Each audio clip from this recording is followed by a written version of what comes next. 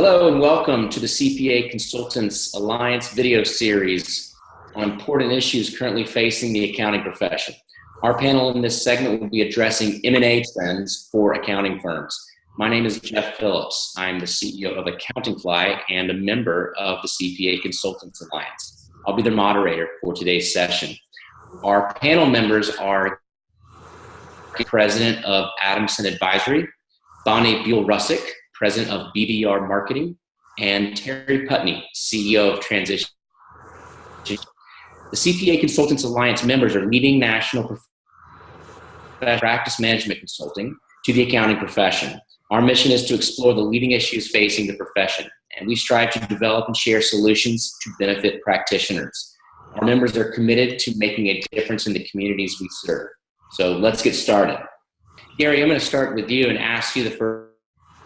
What are the trends regarding valuations in M&A of accounting firms? Thank you, Jeff. I appreciate the question, and I'll share with you at least what I'm seeing out there, and I'll be very interested to hear Terry's observations here in a minute as well. But I think there's been a lot of anticipation, a lot of the consultants in the profession, that with the baby boomers marching towards retirement, that we a softening in the market or some movement to more of a buyer's market. At least from my perspective, I have not yet seen that. Now, I'm not suggesting it's not over the horizon, but in terms of valuations and overall terms, and I want to emphasize that any transaction really is made up of not just the multiple, but also the other various terms, including down payment and location and structure. So I'm not seeing yet, and yet being the key word, a real softening in the valuations. I think it's coming. I don't have a crystal ball. I don't know exactly when it's going to happen, but I've not seen it yet. Something I have seen that I think will help influence the market some. I've spoken with a couple of managing partners in the last couple of weeks with top 15 firms, meaning size-wise in the country. And a couple of interesting things. One of those managing partners, and his firm has been really active the last couple of years. He told me, he said, we're really taking a pause. And a pause meaning, unless it's in a couple of markets that we're in, we're going to take a pause and digest what we've done the last couple of years. So I think that's an interesting phenomena, and I don't think that firm is the only one. The other managing partner that I spoke with, a little different angle, but I think might also have some effect on the market. And that was, he said that the next $300 or $400 million worth of acquisitions that they were planning to do, it was going to be in the consulting arena, meaning not traditional accounting firms. So I think that may also have some impact on what we're seeing out there, because at least for those two firms, they're going to be a little less active in the traditional CPA acquisition market. So with that, Jeff, that's what I'm seeing right now. Stay tuned, but not a lot of movement, at least from what I'm seeing currently in the overall valuations. Thanks, Gary. Terry, what trends are you seeing around valuations in M&A of accounting firms? Well, I would agree with Gary that there is maybe the trends haven't been quite as strong in some cases downward as we thought they were going to be. But one of the things I would point out is that in large markets like New York, back when I got started doing this consulting in the early 2000s, we were seeing valuations routinely at 1.5 times revenues. We sometimes 1.75. I've heard of even 2 or even higher. And those kinds of premiums nowadays, we really don't see hardly ever. In fact, I can't remember the last time I saw anything even close to that. So in terms of the upper end of the range, I would say it's definitely come down. The other thing that we're seeing is that large firms that are serial acquirers, firms that are routinely doing a lot of acquisitions, some of them have told me they've definitely dropped their valuation multiples down to maybe 0.8. I've got a firm that I work with from time to time who says, look, don't even bring them to me if you're not going to accept 0.8. So I do see some of that, and that's because they have so many opportunities to look at. We are seeing some firms that will max their normal valuations at, say, 2 times partner comp or even 0.6 times revenues. Now, in cases where a firm really wants another firm because of the unique opportunity that it brings to that firm, say, for instance, it's their initial foray into a market, it's a really good firm, it opens up their market. I've seen firms actually go the other way and have extremely aggressive terms, not so much in terms of pricing as a multiple of revenues, but in all the other terms. For instance, the tax treatment, the retention adjustment for lost clients, and so forth. So it's really kind of all over the board. Just keep in mind that value is always in the eye of the beholder, and any particular firm on the buy side, if they really want the opportunity, will do what it takes to get the deal done. And if you're just a routine firm and you've got, really nothing much to offer, you're probably more subject to the whims of the market. Back to you, Jeff. Thank you. So, Bonnie, the next question is for you. What merger pitfalls do firm leadership need to look out for, and how can they avoid them in terms of communication and firm marketing? Jeff, there are a number of things to kind of be on the lookout for and things that I've seen in the market. And I think one of the biggest ones is not waiting until the very end to bring marketing into the mix and into the discussion. What happens is there can be months and even years worth of conversations about whatever merger or acquisition is taking place. And then it comes down to time to all the decisions have been made and it's time to announce it. And then, the marketing communication person gets brought in and they're like, okay, here's the news in 2 days. And as a marketing person, I can tell you that is not a challenge that anybody wants to have. And frankly, it doesn't allow the marketing person to really come in and be their best because they're kind of behind the 8 ball and trying to rush through something. That's certainly one that I've seen. Another one is that, again, these conversations have been going on forever, so it's really old news for the people that are discussing it and part of those conversations. And you forget that everyone else that you're speaking to, it's completely new and often even scary news for them. So sometimes people tend to kind of gloss over what it is that needs to be said, or like, hey, here's this is the merger that's happened. This is the name of the new firm. Congratulations, everybody. Here's your new business cards.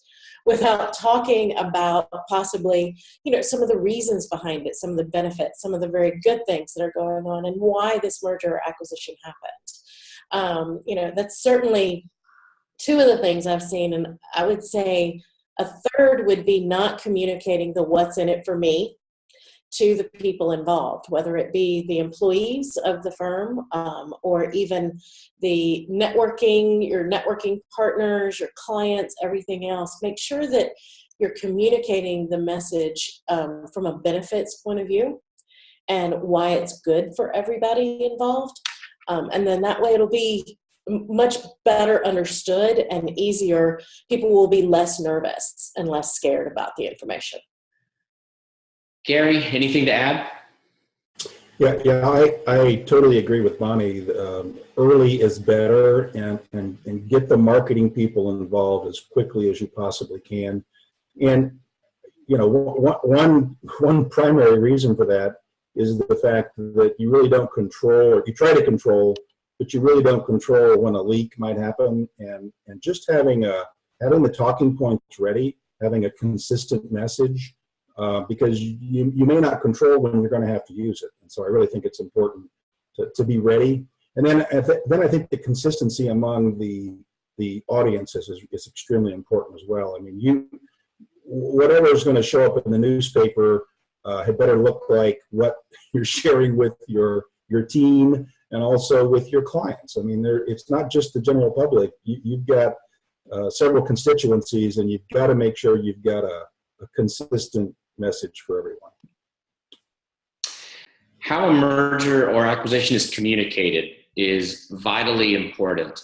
How should a firm go about controlling the message, and to whom do they need to communicate?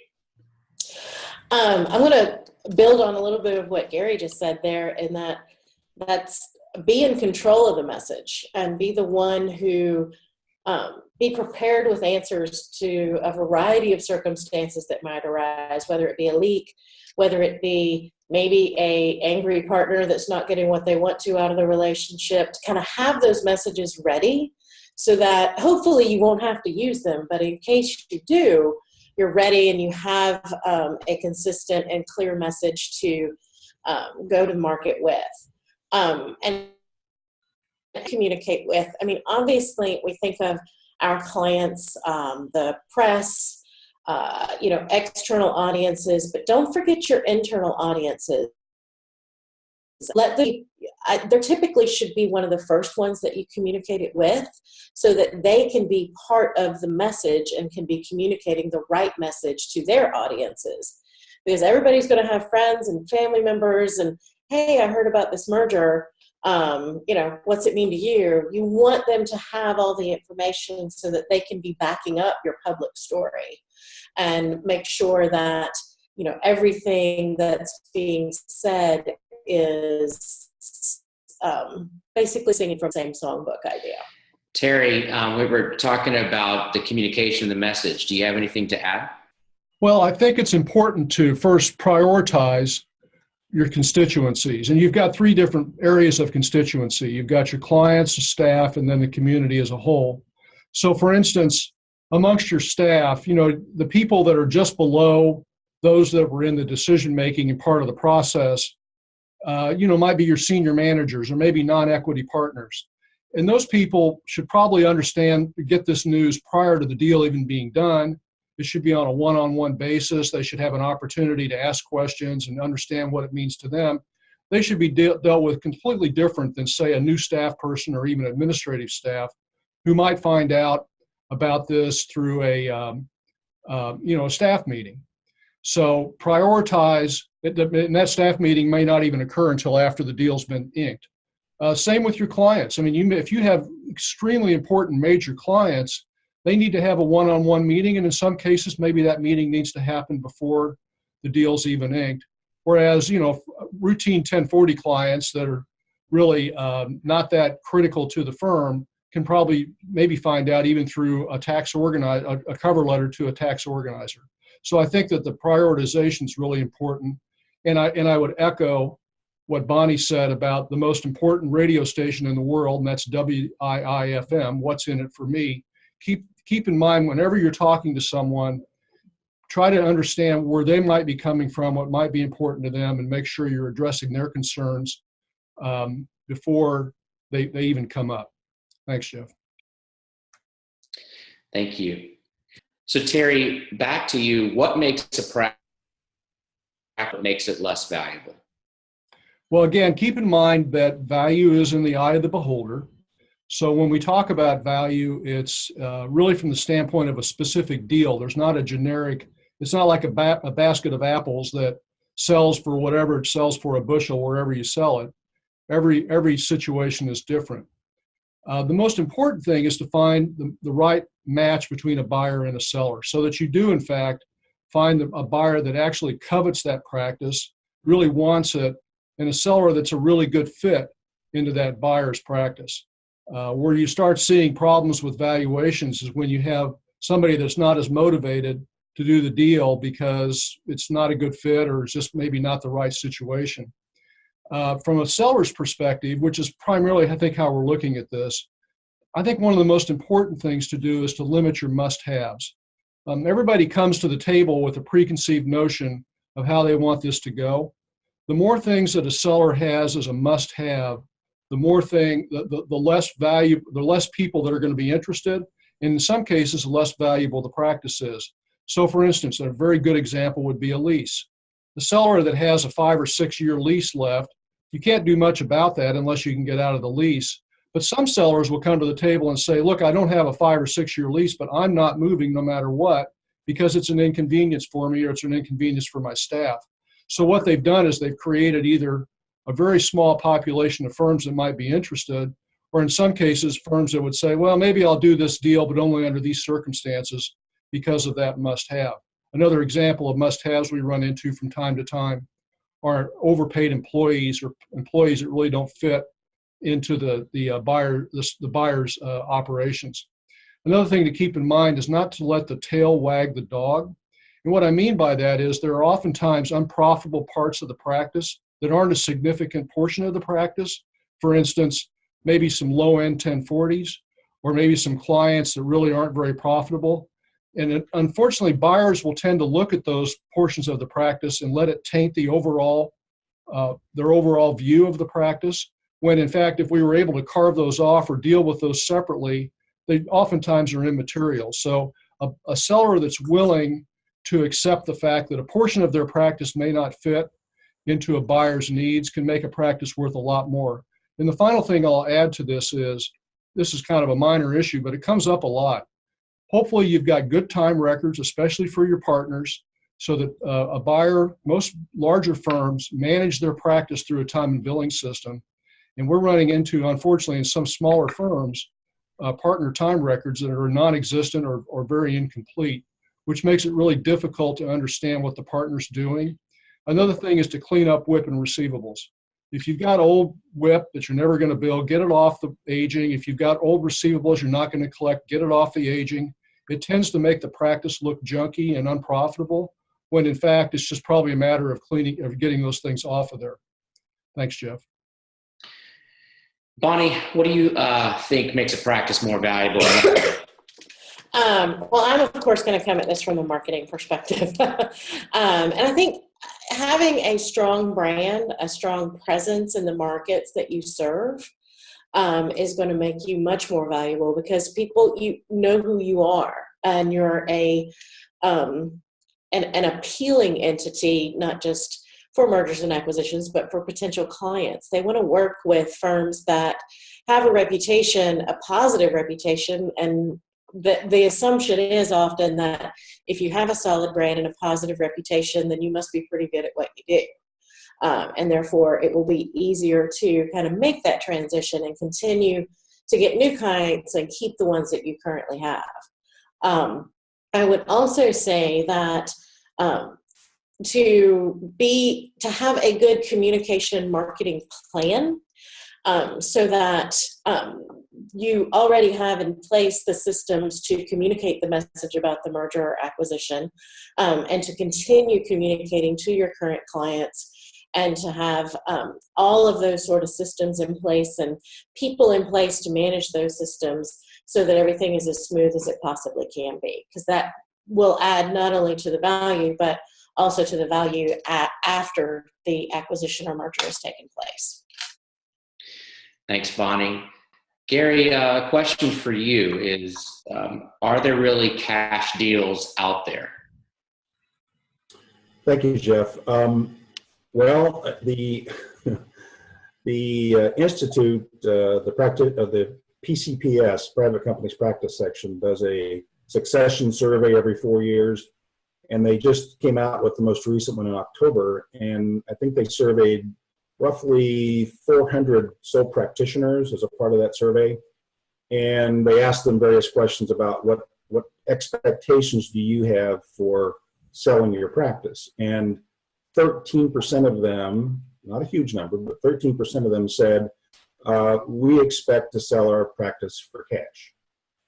And my experience is that at least the firms that I work with and the clients that I deal with, I don't have any clients that have ever purchased a practice for cash unless it was a very, very small one.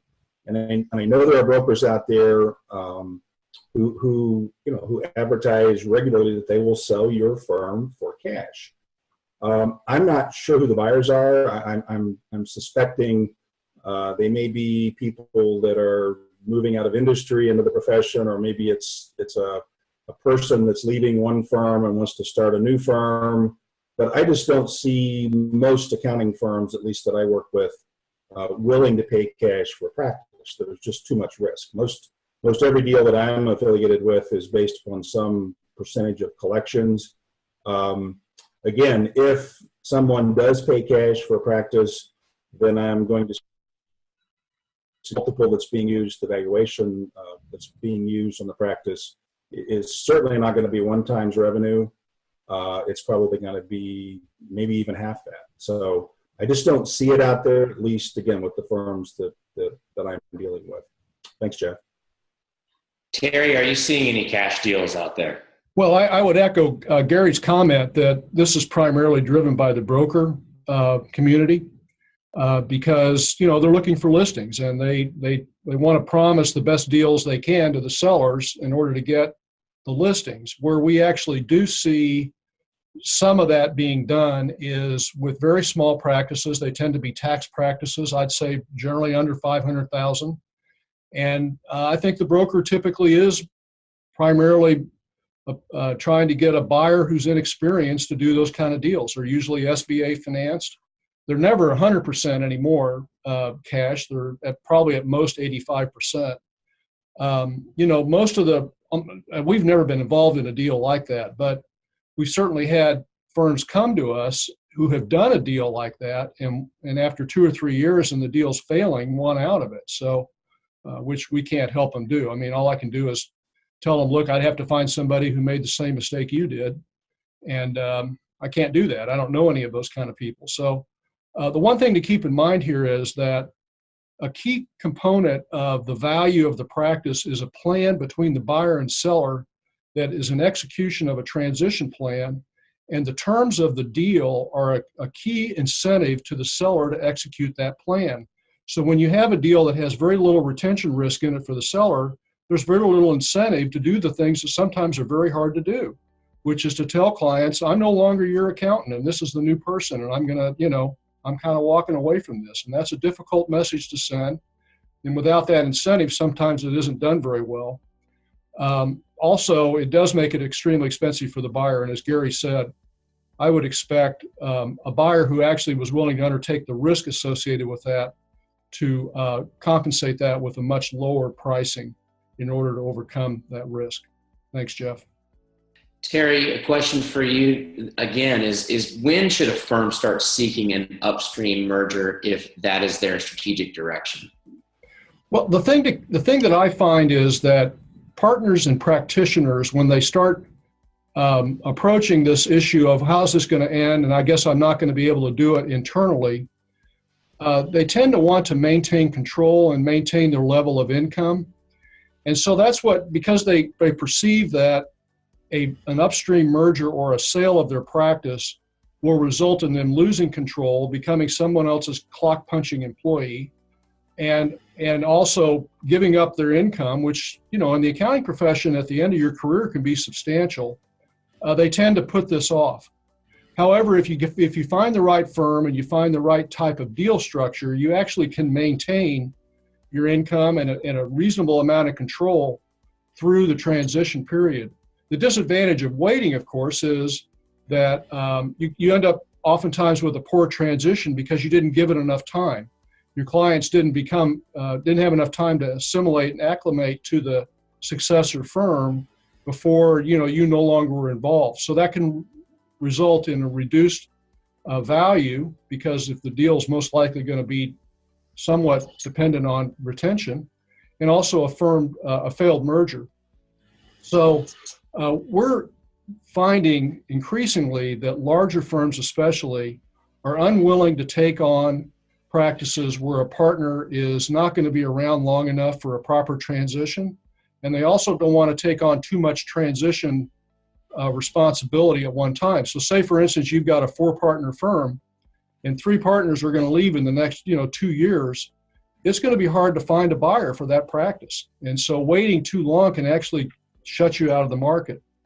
Another thing to consider is that the market that you think you're in right now may not be the market that exists in 2 or 3 or even 4 years. So, the market is changing drastically. And, right now, if you're in a metro area that is in demand from regional firms, if they fill those holes in the map before they come to your firm, there may not be an interest in your firm any longer. We're actually seeing that happen in some markets that were highly sought after a few years ago that no longer are. So our rule of thumb is generally, it depends on the situation, But if you're anticipating an upstream merger or a sale, you actually should start the process at least 5 years prior to when your senior partners are going to retire.